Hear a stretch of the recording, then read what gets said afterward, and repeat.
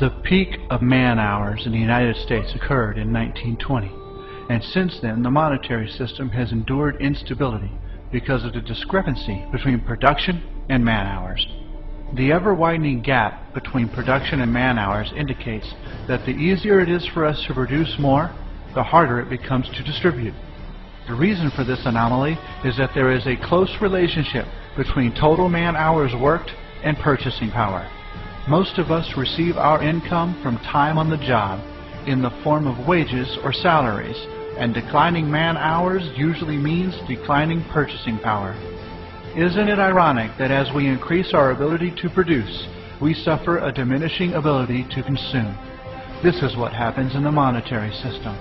The basic problem today is not balancing the budget, but balancing our newfound global resource management capability with global consumption.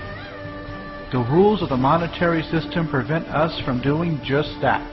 Distribution is carried on by a series of exchanges based on scarcity values that no longer truly exist, and money is used to make these exchanges. Money is a species of debt, and we try to balance production with consumption by creating even more debt. This does not work. The reason is because there is little relationship between the creation of debt and anything in the real physical world. Debt nor money is a real resource we need to live. It's a contrived human creation that is no longer valid in today's advancing world. The man-hour curve is a physical phenomenon, whereas the growth of debt is an abstraction. Let's look at the growth of debt and you will see the difference.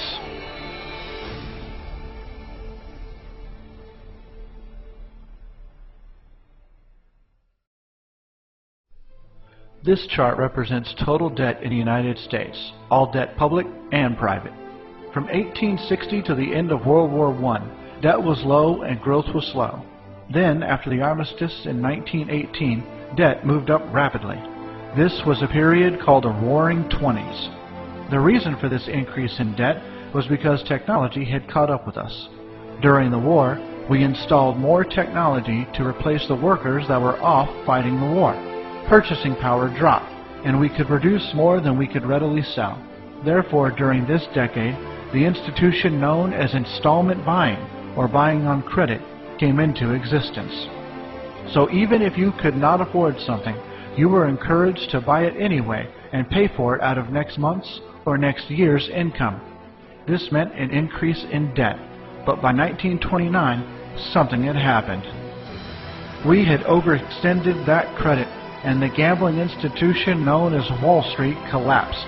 With the crash of the stock market, we plunged into the Depression, which took 4 years to reach the bottom in 1933.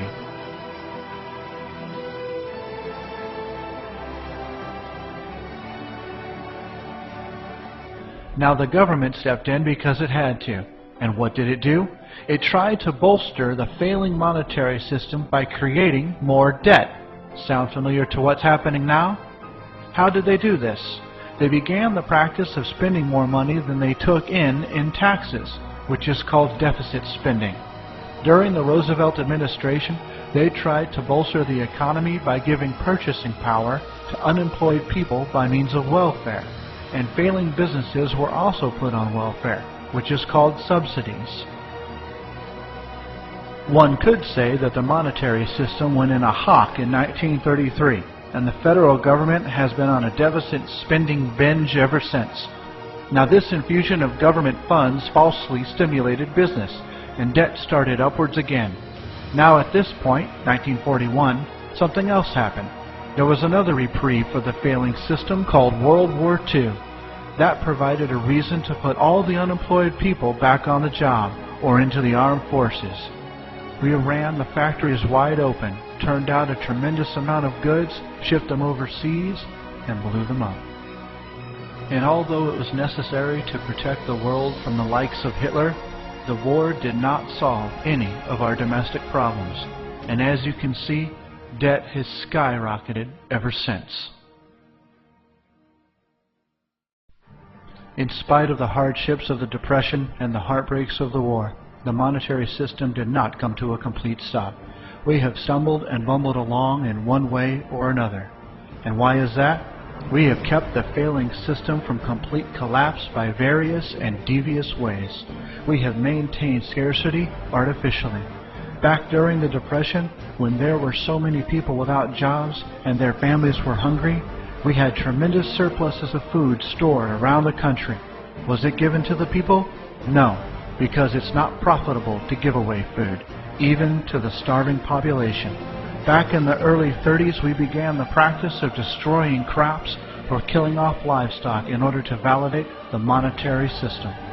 We're still doing this today, but more covertly. Since 1933, the government has spent billions of dollars paying farmers not to grow, and they have also tried to curtail the production of corn and wheat for human consumption, most notably on the recent alternative fuel ethanol project, which is a waste of food and not a good alternative fuel to begin with. In the monetary system, when food becomes too plentiful, we limit it. This is to sustain price or value, to keep the system going. And if people happen to be hungry, then it seems to be of little importance to the people making the decisions on how the monetary system works. Industry uses different tactics.